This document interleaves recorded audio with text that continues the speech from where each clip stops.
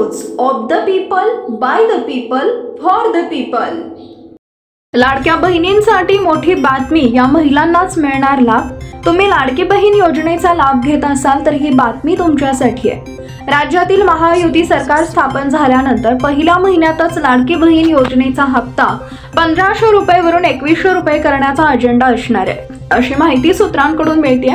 महायुतीच्या नेत्यांना निवडणुकीदरम्यान लाडकी बहीण योजनेचे पैसे वाढवण्याचं आश्वासन दिलं होतं, त्यामुळे महायुती सरकारकडून ही शब्द पाळण्यासाठी पहिल्याच महिन्यात याबाबत प्रस्ताव मंजूर करण्याच्या हालचाली सुरू करण्यात येणार आहेत।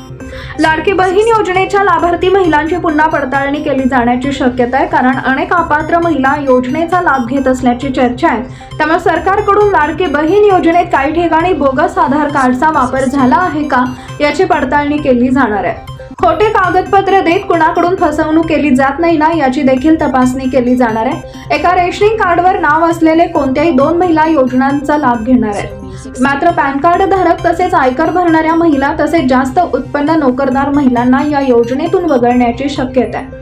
तसेच संजय गांधी निराधार यांचा अनेक योजनांचा फायदा घेत असतील तर लाडकी बहीण योजना लाभ घेता येणार नाही, अशी देखील आधीची तरतूद आहे। याची देखील पडताळणी केली जाणार आहे। पीपल न्यूज पाहण्यासाठी चॅनलला सबस्क्राईब करा व बेल आयकॉनला प्रेस करा।